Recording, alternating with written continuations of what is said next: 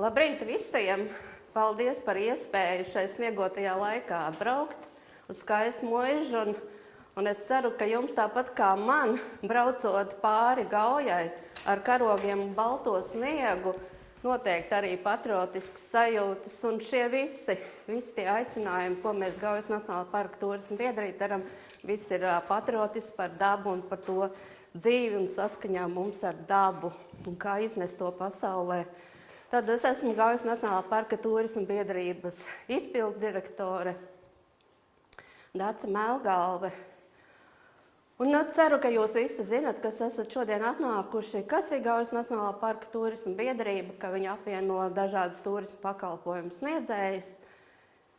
Gan tie ir kempingi, gan aktīvās atpūtas, gan mums unikālie gidi. Tie ir tik dažādi tie pakalpojumi un sadarbību mēs veicam jau ilgstoši, un darbība mums notiek jau 20 gadus, un mēs strādājam jau 25 gadus. Un tā veiksmīgā sadarbība ir tāpēc, ka mums ir sadarbība ar pašvaldībām, ar turismu speciālistiem. Tas ir Sigulda, Valmiera un Cēsis, un Vidzemes augstskola, un, protams, dabas aizsardzības pārvalde. Un šodien mēs arī tiekamies tāpēc, ka mēs ar dabas aizsardzības pārvaldi esam izveidojuši kārtējo projektiņu par vidi, par dzīvi tajā, kā šis projekts ir bioloģiskās daudzveidības saglabāšana Gaujas Nacionālā parkā un uzņēmēja darbība tajā. Šie semināriņi šodien ir noslēdzošais, ir bijuši 3, un katrā ir bijis kas vērtīgs. Un pirmo arī mēs semināriņu bija video ieraksts, ko jebkurš jūs varat apstīties, kur ir noteikumi, ar kuriem mums ir jāsadzīvo, kuri mums ir jāievēro, lai veiksmīgi dzīvot šajā teritorijā un veikt uzņēmēju darbību. Otrs projektiņš mums bija par invazīvām sugām, kā nepiesārņot dabu, lai mēs viņu saglabātu ilgstoši un lai viņa mums būtu tāda, kā viņa ir, un tikai vēl labāka un saglabāta nākamām paudzēm. Un vēl viens seminārs mums bija vērtīgie koki. Katrs savā īpašumā var atrast vērtīgu koku, par ko viņi arī tālāk var veidot, un kamēr viņš jau ir dižkoks. Un šodien mums būs projekts seminārs Līdzsvarota attīstība Gaujas Nacionālā parka reģionā, tā nākotne un kopiena. Kamēr šis projektiņš tika realizēts, mēs esam lielu darbu, lielu komandu paveikuši, lielu sen iecerēts. Un tas ir, noteikti zināt, Eiroparka ilgspējīgas kartes certifikāts. Un šis tas brīdis, kad mums arī latviešiem ir jālepojās par sasniegto. Un aicinu šajā brīdī arī no dabas aizsardzības pārvaldes Andru Andrušaitu, kur šajā ceļā ir bijusi man vienmēr blakus. Kur mums ir tas certifikātiņš? Uz klavierēm. Un šajā brīdī mēs ar Andu turam šos certifikātus.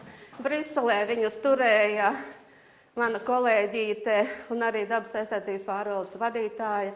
Bet šo ceļu mēs gājām ar Andu ilgi, bijām ieplānojuši, un mums bija atbalstītāji, kurā brīdī mēs šo varam realizēt. Un es šajā brīdī saku, neesam tik pieticīgi. Hei, mums ir certifikāts.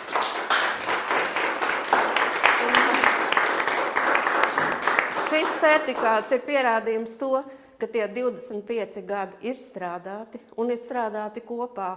Un mēs esam gājuši jau visu laiku šo ilgspējīgo turismu. Un tas ir novērtēts arī no Eiropas, jo viņi saka, jūs esat vieni no daudzajiem Eiropā, bet jums ir daudz, kas ir attīstījies unikālāk. Jūs jau sen sadarbojaties šīs daudzšķainainās puses, ko es teicu. Tā kā lepojamies un strādājam tālāk. Tā kā šis seminārs, lai mums viss ir arī iedvesmojošs, saprotošs un lai diskusijas ir radošas. Paldies! Un tālāk es nodošu stafeti moderatoram Rolandam Auziņam. Labdien! Labdien! Mēs jau sākām šodien ļoti skaisti ar aplausiem, un tāpēc, ka mums ir ko atzīmēt. Un tas ir tiešām ļoti liels darbs, kas ir izdarīts. Un tālāk tad mēs šodienas fórums diskusija līdzsvarot attīstību Gaujas Nacionālajā parkā, turisms, kopienu nākotne. Un jā, kā jau teica, es esmu Rolands Auziņš, man ir ilgstoša pieredze strādājot valsts pārvaldē, gan valsts meža dienestā, gan dabas aizsardzības pārvaldē. Tā kā esmu ar dabas aizsardzības jautājumiem ļoti ilgstoši bijis saistīts. Tagad drusku citā jomā esmu sniedz dažādas konsultācijas, eksperta darbs, tāpatās arī vides un dabas jomā, turismas arī, tā skaitī arī ar šo ilgspējīgu turismu. Esmu arī gids un esmu arī mediātors. Tā kā lomas ļoti dažādas, un šodien vadīšu šodienas fóruma diskusiju. Un, kā jau tas izriet no fóruma nosaukuma, šodienas tikšanās ir veltīta tieši līdzsvarotai attīstībai un tiem jautājumiem Gaujas Nacionālā parkā ar uzsvaru uz turismu, uz vietējo kopienu un ar skatu uz nākotni. Un es novēlu visiem atklātas, konstruktīvas sarunas un iedvesmu tādiem, kopīgiem nākamajiem soļiem, tieši to domājot par Gaujas Nacionālo parku. Un tad, jā, šeit ir jūs redzat programmu, un sāksim tad ar pirmo prezentāciju pavisam īsumā. Tātad pirms 2 gadiem, jau vairāk kā 2 gadiem, tika apstiprināts Gaujas Nacionālā parka jaunais dabas aizsardzības plāns. Vēlāk tika uzsākts darbs pie Gaujas Nacionālā parka likuma un individuāliem aizsardzības un izmantošanas noteikumiem. Un tas viss kopumā šie dokumenti veido normatīvo regulējumu un priekšnoteikumus turisma uzņēmēju darbībai Gaujas Nacionālajā parkā. Un par to runās dabas aizsardzības pārvaldes Vidzemes reģionālās administrācijas direktore Ilze Millere. Jā, labrīt visiem! Paldies Rolandam par iepazīstināšanu. Jā, priekš šeit jūs satikt Krimuldā. Un kā jau Dace minēja, šis ir 4. un šoreiz noslēdzošais seminārs šajā projektā. Bet jā, mans uzdevums šodien ir tā ieskicēt 2 lietas. Viens ir Gaujas Nacionālā parka dabas aizsardzības plāns, otrs ir izstāstīt par šiem individuāliem aizsardzības noteikumiem, kādā stadijā tie ir. Un arī nedaudz par turismu maršrutiem un par to, kā mēs varam attīstīt turismu Gaujas Nacionālajā parkā. Jā, te ir tāda viena statistikas datu pārskatu karte, kur mēs redzam, ka tieši tajā Gaujas Nacionālajā parkā, salīdzinot ar visu Latvijas kopējo teritoriju, īpaši aizsargājumās teritorijās, kur notiek turistu, gan apmeklētāju, gan tā skaitā turistu kustība, jo tiek uzskaitīti apmeklētāji, tad ir visi tie sarkanākie punkti, kas nozīmē to, ka Gaujas Nacionālo parku apmeklē turisti.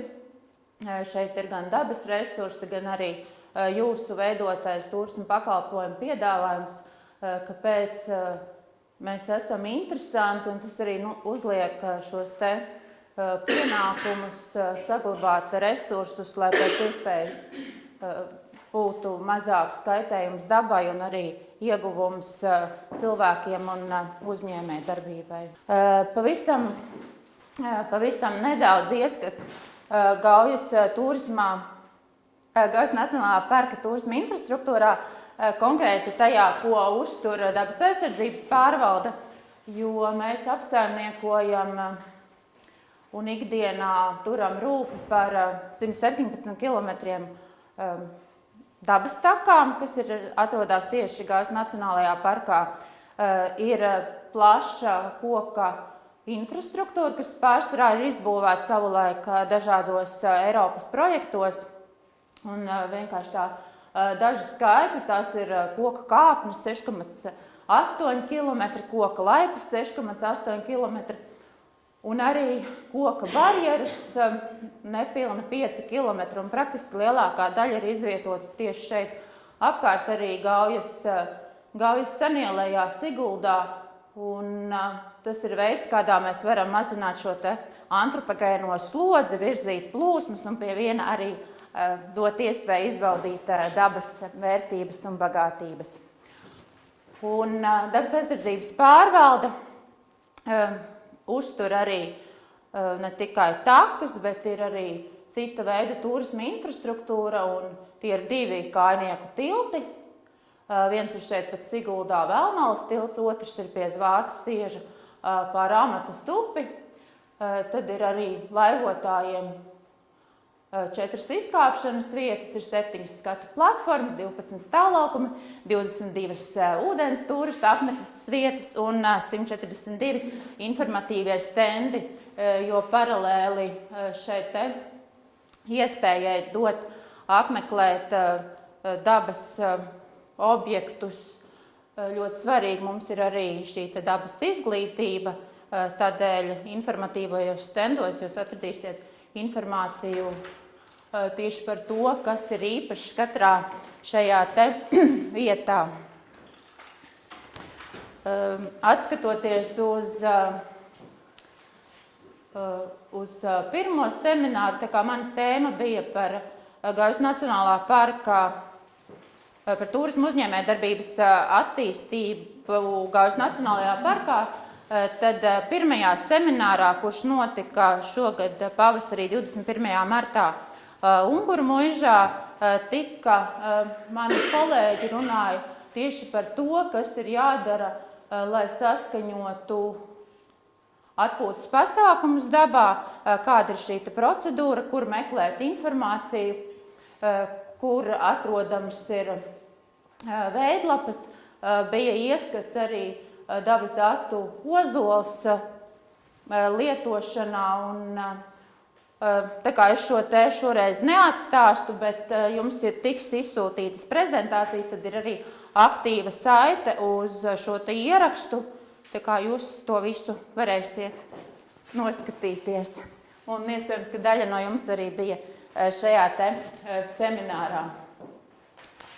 Un te vienkārši atgādinājumam par dažādu pasākumu organizēšanu, kas jau detāli ir šajā te seminārā, bet tātad arī te ir saite uz infografikām. Es ieliku tikai 2 šajā te prezentācijā, bet tad praktiski, lai palīdzētu turisma uzņēmējiem saprast, kādā veidā tad darboties, lai varētu savas aktivitātes īstenot, tad ir dabas aizsardzības pārvalde ir sagatavojusi infografikas, kur ļoti vienkārši uzskatām soli pa solim iziet cauri šiem te procesiem. Un arī šī saite tad jums noderēs, jo tā ir tā kā datu bāze, kurā regulāri tiek uzkrāta arvien jaunas infografikas. Un tas, kas arī iepriekš netika minēts, bet arī, piemēram, diškoks manā īpašumā, noteikti arī Gaujas Nacionālā parkā jums ir, varbūt arī jūsu īpašumos ir diškoki, un tur ir atkal šie te noteikumi, kur ir jāievēro, lai saimniekošana dabā būtu apusēji noderīga un nedarītu kaitējumu dabai. Tad par Gaujas Nacionālā parka dabas aizsardzības plānu. Šeit ļoti skaista fotogrāfija arī tieši uz Gaujas senielēju, kuru ir fotografējis Jānis Zilvers. Un dabas aizsardzības plāns ir tas dokuments, kurā ir atrunātas gan šīs dabas vērtības, gan arī izvērtētas dažādu veidu darbības, kuras ir atļaujamas un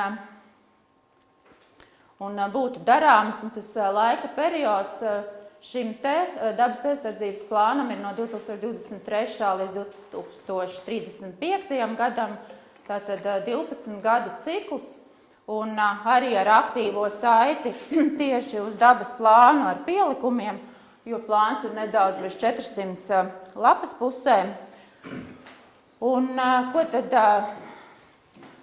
dabas aizsardzības plāns tātad nosaka šo te iespēju kādā veidā sabalansēt dabas aizsardzības intereses un arī šo te saimniecisko darbību atbilstoši zonējumam un ārpus skatu leņķi, bet tālāk detalizētāk jau pēc tam tas ir apstiprināts ar Gaujas Nacionālā parka individuāliem aizsardzības noteikumiem. Un šeit ir arī tāds neliels tā kā ekrāna šāviņš no tā, kā izskatās Gaujas Nacionālā parka viens no pielikumiem konkrēti par turisma aktivitātēm, kādas ir paredzētas Gaujas Nacionālajā parkā. Tas, kas vēl interesētu, iespējams vairāk arī tieši turismu uzņēmējus, paralēli turisma aktivitātēm ir arī izdalīti dažāda veida apsaimniekošanas pasākumi. Te ir arī viens tāds ieskats, ir visa Gaujas Nacionālā parka teritorija kartēta, un tātad šeit, piemēram, ir aktivitātes kā invazīvo sugu izplatības ierobežošana vai dabas takas virs sietiņieža labiekārtošana. Un jāsaka, šī te dabas aizsardzības plāna izstrādes ietverā vienmēr notiek arī sabiedriskās apspriešanas, un tas ir tas īstais laiks, kad dot visas savas ierosinājumus, jo eksperti arī izvērtē šīs te aktivitātes, un pēc tam tad nav, lai realizētu aktivitāti, ja tā ir saskaņā jau ar dabas plānu, tad atkrīt diezgan daudz papildus skaņošanas, jo tas viss jau iepriekš ir izvērtēts. Bet man tālāk vajadzētu būt vienam slaidam arī konkrēti par šo te dabas plānu tā kā vērtībām. Un, es jau minēju par Gaujas Nacionālā parka individuāliem noteikumiem, bet šobrīd pagājušā gadā tika atvērti aktualizēšanai noteikumi, notika arī 8 sabiedriskās apspriešanas, un sagatavojot projektu pieteikumu, mēs tā cerīgi skatījāmies, ka iespējams jau arī šogad mēs varētu šo te semināru aizvedīt jau ar jaunajiem Gaujas Nacionālā parka noteikumiem, bet ir tā, ka noteikumi tiek virzīti kopā ar izmaiņām Gaujas Nacionālā parka likumā, un šobrīd ir saskaņošanas stadijā. Tātad gan Gaujas Nacionālā parka likums, gan individuālie noteikumi. Tās dažas tādas lietas, kuras ir tādas tā kā varbūt būtiskākas izmaiņās Gaujas Nacionālajā parkā, kad ir plānots atcelt prasību par meža apsaimniekošanas plānu izstrādi, būs atļautā biotopos 8 zobu un izgraužu bojāto koku ciršana sanitārijā cirtē pēc VMD sanitārā atzinuma saņemšanas, un arī būs noteikumi par saglabājamo koku ciršanu, šos ekoloģiskos kokus saglabāt meža īpašniekiem, bet es šajās te detāli šajos jautājumos tā kā neiedziļināšos, jo šobrīd tas viss vēl ir saskaņošanas procesā, iespējams, ka arī saskaņojot līdz gala redakcijai varētu tikt veiktas izmaiņas. Un prezentācijā arī ir saite uz šiem te gan uz likumu, gan uz noteikumiem tiesību aktu portālā, paralēli izlasot tātad šos te noteikumus, ir noteikti vērtīgi ieskatīties arī anotācijā, jo anotācija pasaka un izskaidro detalizētāk šīs te normatīvo aktu šo te interpretējumu. Un tādas būtiskākās izmaiņas Gaujas Nacionālā parka regulējumā ir plānots arī jauns funkcionālais zonējums.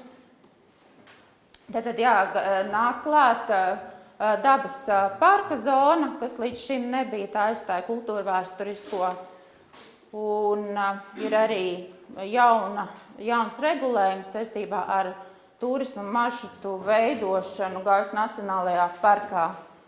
Šajā jaunajos noteikumos ir iestrādāts punkts, ka no jauna veidojot turisma maršrutus, tie ir publiski pieejami ir tie, kuri ir saskaņoti ar zemes īpašnieku, ja iet pār īpaši aizsargājamo dabas teritoriju arī ar dabas aizsardzības pārvaldi, un pēc tam ir publicēti dabas datu sistēmā Ozols. Šī sistēma pēc būtības tā kā sakārto tās attiecības gan starp dabas aizsardzības, starp dabas sargātājiem, starp īpašniekiem un arī starp apmeklētājiem, jo tad, zinot to, ka šīs maršruts ir publicēts publiskajā datubāzē, tad arī apmeklētāji pirmkārt var brīvi pārvietoties un otrkārt arī turisma informācijas centru darbiniekiem, dažādām turisma aģentūrām, tad ir daudz vieglāk strādāt, jo apskatoties, ja tas nav pašu iniciēts maršruts, tad zina, ka šajā maršrutā var droši pārvietoties.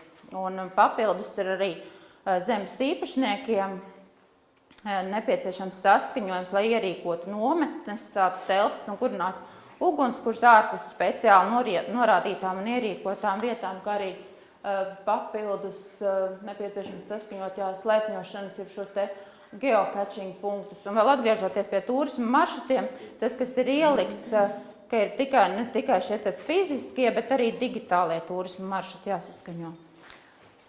Un anotācijā ir norādīts, ka ir iecerēts arī, ka zemes īpašniekam vai tiesiskajām valdītājiem savā īpašumā būs aizliegts ierobežot Nacionālā parka apmeklētāju pārvietošanās pa Gaujas pietekām, kā arī ceļiem un takām, kas paredzēta Nacionālā parka un tajā esošo publisko dabas turismu izziņas un atpūtas infrastruktūras objektu apskatei un arī reģistrēta dabas datu pārvaldības sistēmā. Tā kā praktiski pēc šos te noteikumu apstiprināšanas tad tāds palīga rīks turismā gan organizatoriem, gan arī apmeklētājiem ir Ozols, kurā tad var pārliecināties par šī te maršruta tādu publisku pieejamību. Un tas, kas vēl šobrīd arī paralēli ir pieejams, tas ir dabas aizsardzības pārvaldes mājaslapā, ir Gaujas Nacionālā parka zonējuma karte, tā ir interaktīva karte, arī šeit ir online saite, un tad arī jums ir īpašumi Gaujas Nacionālajā parkā. Jūs varat ieiet, ierakstot kadastra apzīmēm un redzēsiet, vai jums saistībā ar šīm te ar jaunajiem noteikumiem ir paredzētas kādas izmaiņas vai nav. Šī karte tika demonstrēta arī pagājušā gadā 8 sabiedriskajās apspriešanās, bet arī šobrīd ir brīvi pieejama. Un gan ar noteikumiem, gan ar likumu, tātad caur saitēm vai patiešām meklējot, var iepazīties ar tiesību aktu portālā. Bet, kā jau es minēju, tad šobrīd tā ir darba versija un tajā var tikt veiktas vēl kādas izmaiņas vai precizējumi. Tā kā sekojam līdzi, kad varētu notikt šī te apstiprināšana. Un tad es vēl pieliku pāris tādas aktuālas lietas, kas varētu interesēt arī turisma organizatorus. Gaujas Nacionālajā parkā, pie kā šobrīd strādā dabas aizsardzības pārvalde un ir iesaistīta arī Vidzemes reģionālā administrācija. Varbūt arī daļa no jums ir pamanījusi, kad augusta mēnesī tika dabas aizsardzības pārvaldes apsaimniekotos objektos izvietot šāds te aicinājums par ziedošanu. Un tas ir inovācijas sprinta ietvaros tapis prototips, kurā mēs testējam apmeklētāju interesi un gatavību ziedot dabas turisma infrastruktūras gan uzturēšanai, gan arī dažādām aktivitātēm, kuras ir nepieciešamas bioloģiskās daudzveidības saglabāšanai.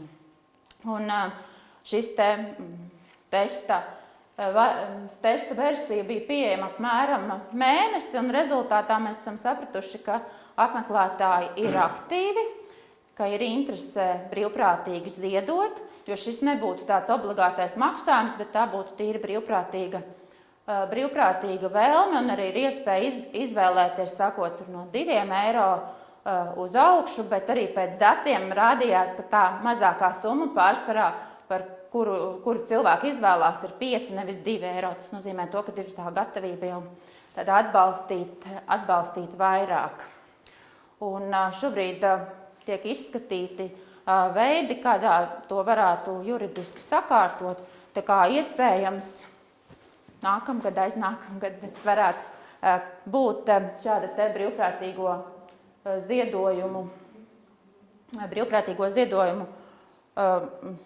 sistēma arī Gaujas Nacionālajā parkā. Man ir jautājums par to ziedojumu sistēmu. Jā. Jums ir kaut kāda statistika, vai tie ir vietēji latvieši vai ārzemnieki? Šis te prototips tika sagatavots gan latviski, gan angliski, bet proporcionāli angliski tie, kuri bija lietojuši šo te angļu valodas sistēmu, bija salīdzinoši 5–10% varbūt maksimums.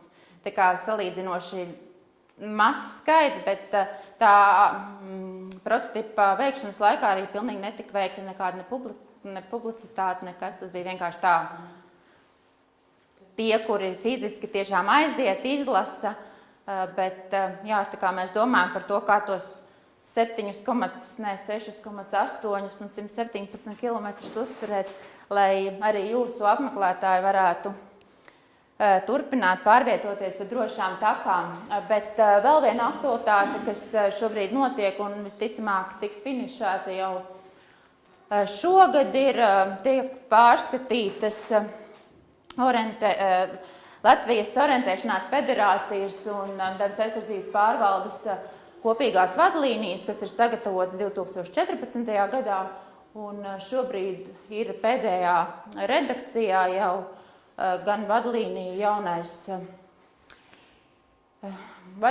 jaunā redakcija, un paralēli tiks arī slēgts sadarbības memorands, kas tad noteiks šo te orientēšanās organizāciju īpaši aizsargājumās dabas teritorijās. Ja kāds no jums arī organizē orientēšanos, tad zinat, ka būs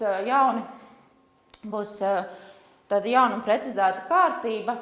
Tas, kas nāk klāt no iepriekšējā, ir, ka tiks ranžēti jau uzreiz pasākumi, ņemot vērā dalībnieku skaitu, un atkarībā no tā, vai tas ir ļoti liels pasākums, kas var radīt potenciālu arī ietekmi uz dabas vērtībām, vai tas ir mazs pasākums, kurš notiek regulāri, tad arī būs šī te procedūra un nosacījumi, kāda ir jāievēro, lai notiktu pasākumu saskaņošana. Bet tā kā tiek ne tikai dabas aizsardzības pārvaldē, bet valstī arī kopumā domāts par to, lai maksimāli samazinātu šo te birokrātisko procesu un atvieglotu darbu gan mūsu, gan jūsu pusē, tad paralēli tiek sagatavot arī dabu zonējumu karte, kurā jau būs iezīmētas balstoties uz šīm te dabas vērtībām, kas ir dabas datu sistēmā Ozols, 3 tādās zonās, nosakot, kur vispār nedrīkst organizēt sacensības, lai netērētu laiku, un ne organizatori domājot, kur izvietot šos te punktus, ne arī mēs no mūsu puses. Tad ir zona, kurā ir šī te orientēšanās pieļaujama ar nosacījumiem, un ir zaļā zona, kurā nebūs būtisku ierobežojumu. Tad saistībā arī ar dabas vērtību, gan saglabāšanu, gan attīstību, dabas aizsardzības pārvaldē ir uzsākts realizēt tādu vērienīgu Eiropas projektu, kur kopējais finansējums ir nepilni 10 miljoni.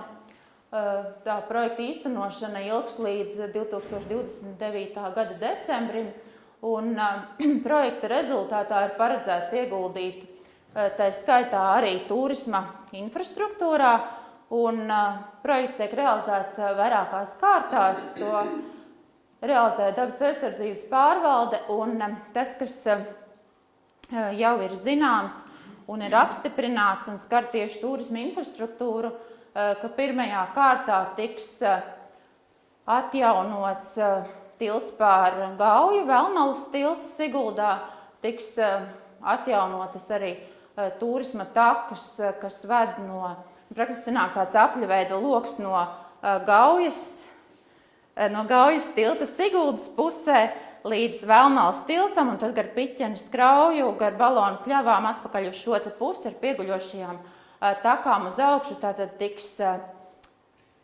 nomainīta šī turisma infrastruktūra. Un otrs ieguldījums būs pie Amatas upes, gan tilts, gan arī takas, kas ved augšā uz Vārtas iezdi un arī skatu platformas. Un mēs arī demontēsim Līgatnes dabas takās skatu torni, kurš ir, manuprāt, 40 vai 50 gadus vecs, jau vairākus gadus nav pieejams, bet arī šobrīd tātad nav izmantojams un tiks demontēts. Jā, un tad tā kartogrāfiski attēlotas šī te projekta ieguldījuma vietas, un jāsaka, ka arī atsaucoties un saistot to ar dabas aizsardzības plānu, tad tika iekļautas tās aktivitātes, kuras iepriekš jau bija izvērtētas un ir kā prioritārās noteiktas dabas aizsardzības plānā. Līdz ar to šis dabas aizsardzības plāns ir arī tāds kā instruments, kas palīdz pēc tam piesaistīt projektu finansējumu, palīdz plānot un jā, dod iespēju realizēt labas lietas. Tad vēl tādas pāris aktualitātes. Dabas aizsardzības pārvalde apsaimnieko arī Zvārtas līča turisma infrastruktūru, un šis ir tīri informācijai, jo pie atpūtas vietas ir turisma informācijas centrs neliels, ir stāvlaukums, un nākamā gada sākumā tiks izsludināta nomas tiesību izsole. Tā kā arī, ja kādam no jums, kā uzņēmējam, ir interese vai zināms, kuram varētu būt interese, tad sekojiet līdzi dabas aizsardzības pārvaldes gan mājaslapai, gan arī sociālajiem tīkliem, jo šo mēs noteikti arī tā kā par šo informēsim plašāk, un ir paredzēts, ka tad, kad būs šie te izsoles noteikumi apstiprināti, ka tiks rīkot arī tāda publiskā tikšanās, lai dot iespēju tiem interesantiem, kur vēlas iepazīties ar šo objektu klātienē, tā kā apmeklēt un izvērtēt, vai būtu interese uz 5 gadiem ņemt šo te objektu nomā. Un tikko rudenī mēs esam arī pieņēmuši lēmumu par to, ka tiek nodots atsevināšanai ārājuši Veidzirnavas, jo arī šis te objekts ir dabas aizsardzības pārvaldes konkrēti Veidzirnavas ir bijušas iznomātas, bet tad arī nākamā gadā noteikti šī te izsole tiks, nevis izsoles, atvainojos, jā, šis te atsevināšanas process tiek virzīts tālāk. Tad pavisam jauns un priecīgs notikums tikko šajā nedēļā, ka ir izsludināts arī Gaujas Nacionālā parka dabas centra metu konkurss ar pieteikumu iesniegšanu līdz nākamā gada 30. janvārim. Un šī te projekta realizācijas ietvaros, tad šeit pats Siguldā pāri Gaujai, blakus dabas aizsardzības pārvaldes administratīvajām ēkām, tādas vecās Gaujas Nacionālā parka ēkas vietā tiks pārbūvēts un izbūvēts dabas izglītības centrs. Un šis būs viens no 5 dabas centriem Latvijā, kas tiek realizēts. Un mēs esam priecīgi par to, ka Vidzemes reģionā būs 2 dabas centri, kur viens darbojās un vēl tiks paplašināts un labi iekārtots ir Salacgrīvā, un tad otrs ir Siguldā.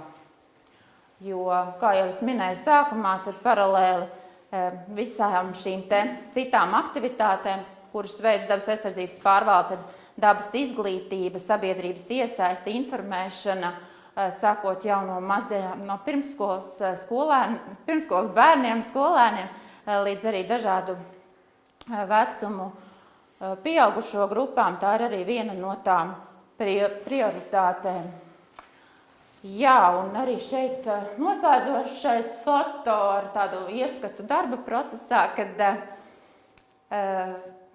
kā mēs no šī čartera Gaujas Nacionālā parka turisma hartas certifikāta iegūšanas procesa. Šī ir jau fotogrāfija no vasaras, kad bija ieradies vērtētājs, un tad šeit Gaujas Nacionālā parka esošajā dabas centrā tad ir tiekās dažādi dabas aizsardzības pārvaldes un turisma eksperti, lai maksimāli izstāstītu un parādītu par to, ka Gaujas Nacionālais parks ir atbilstoši tam, lai arī saņemtu tādu Eiropas līmeņa atzinību. Un jāsaka tas, ka šobrīd arī tā ir jums visiem turismu uzņēmējiem lieliski iespēja. Arī šodien vēlāk dienas gaitā būs pieredze no Igaunijas turismu uzņēmējiem, jo praktiski šis te certifikāts ir tādās 2 kārtās. Viens ir tas darbs, ko ir izdarījusi biedrība Enter Gauja kopā ar dabas aizsardzības pārvaldi un arī pieslēdzoties Vidzemes augstskolai, bet tas nākošais ir tieši atkarīgs no jums. Tas, kādā veidā tiks šīs te aktivitātes īstenotas, un arī turismu uzņēmējiem ir iespēja saņemt jau turisma uzņēmēju šo te hartas certifikātu tā kā 2. līmeni. Un jāsaka, ka, piemēram, Igaunijas uzņēmēji atzīst, ka tad, ja ir kādas turisma aģentūras operatori no Eiropas un meklē, ar ko sadarboties Igaunijā, tad viņi tā kā prioritāri izvēlās šos uzņēmējus, kuriem ir certifikāts, jo viņi zina, ka tie uzņēmēji zina, par ko ir runa, kad būs šī atbilstošā kvalitāte. Līdz ar to tas jums neko nemaksās, bet tas būs jūsu darbs un ieguldījums. Un, manuprāt, tā ir arī lieliski iespēja, kādā veidā jums ir iespēja darboties. Tā, jā, tas bija tā īsumā. Ja ir kādi jautājumi, tad būs pēc tam diskusija daļā iespējams. Jā, paldies, Ilze. Mazais jautājums, Ilze, no manas puses. Vai jau Ozolā šobrīd ir jau ieejot Ozolā, var jau redzēt šīs tos te maršrutus, par ko tu minēji? Un otrs jautājums, cik tālu šobrīd ir, teic, ka procesā ir indālie noteikumi, likums, tas jau vesels gads ir pagājis, vai ir kaut kāds nojausmas? Tomēr šis gads, nākamais gads, vēl 3 gadi jāgaida būs, zinot arī, kad iepriekšējie noteikumi tika izstrādāti ļoti ilgu procesu laikā, un vai vēl sabiedrībai būs iespēja piedalīties individuālos noteikumos, kaut ko izteikt, vai tas jau ir pagājis, tas, kas ir izdarīts pagājušā gadā, un tagad tikai jāgaida, ko ministrijas un citas organizācijas darīs. Prezentācija arī norādīja šis sabiedriskās apspriešanas laiks, kas pagājušajā gadā bija, un šobrīd tā kā dabas aizsardzības pārvalde nav politikas plānotājs, bet ir politikas īstenotājs, tad mēs nevaram uzņemties komentēt to, cik ātri varētu šie noteikumi tikt apstiprināti. Mēs ceram, ka tas būs, šobrīd jau ir novembra beigas un tūdaļ ir decembris. Mēs ceram, protams, uz nākamo gadu, bet tas ir atkarīgs no tā, kādā veidā un cik ātri tiek veikti šie starp saskaņojumi. Un par to, kas ir pieejams šobrīd dabas datu sistēmā Ozols, es runāju par šiem jaunajiem turisma maršrutiem, kas pēc saskaņošanas tiek publicēti. Ir, protams, arī atrodami jau esošie maršruti. Tas, kas tiks publicēts līdz gada beigām ir šis te iepriekšējo individuālo noteikumu pirmais pielikums, kas gan nav augstas detalizācijas, jo pirms 11 gadiem tās sistēmas kādā veidā tika uzmērīts un virzīts šie te maršruti. Mēs tik detalizēti tos šobrīd bez atkārtotas šīs te iziešanas nevaram norādīt. Tādēļ arī likumdevējs ir paredzējis to, ka, lai nerastos nekādi pārpratumi nākotnē, ka tiek šie te maršruti, kas tiek veidoti no jauna, ka ir pievienots gan zemes īpašnieku saskaņojums, kas, protams, bija nepieciešams arī iepriekš, bet nebija šī tāda tiešā likuma norāde uz to, ka nepieciešama publicēšana arī dabas datu sistēmā Ozols. Vai ir kādi jautājumi no auditorijas? Jā, lūdzu, mikrofonā. Kā vajadzētu rīkoties, ja gribās izveidot jaunu velomaršrutus Gaujas Nacionālajā parkā, kas mūsdienās ir ļoti aktuāla tēma, ka visiem patīk braukt ar riteņiem, un Sigulda Gaujas parks ir izcili tā, lai to darītu? Jā, ja ir pilnīgi tāda jauna iecere velomaršrutam, tad pirmkārt vajadzētu saprast, pašam šim te, es saprotu, ja jums ir interesi, tad jūs apskatāties, izbraucat arī konkrēti izskatat dabā, kā šis te maršruts varētu virzīties, vai tīri fiziski tas ir iespējams. Tad jūs arī apskatāties dabas datu sistēmā Ozols, par kādām dabas vērtībām tas ved un vai šī maršruta veidošana tur būtu iespējama no zonējuma, jo, piemēram, ja mēs skatāmies no Nurmižu dabas rezervāts, ir stingrā režīma zona, un, jā, bet tas ir jāapskatās arī, vai pieļauj šis te regulējums, un tad es arī ņemot vērā to, ka velo maršruts noteikti ir, tie ir vairāki kilometri vai vairāki 10 kilometri, tad jums ir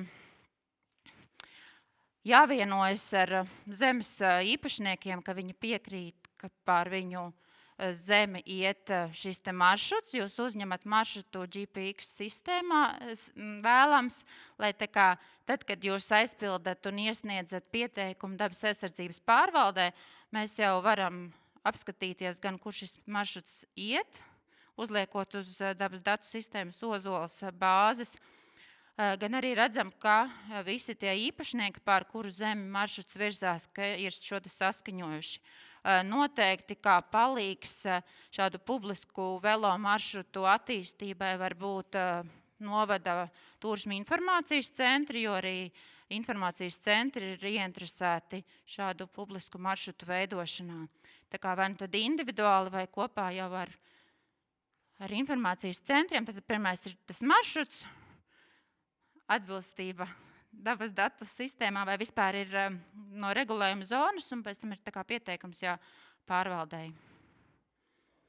Un tad pārvalde izdod atļauju, kurā ir šis te maršruta, maršruts saskaņots un arī tiek virzīts un likts Ozolā.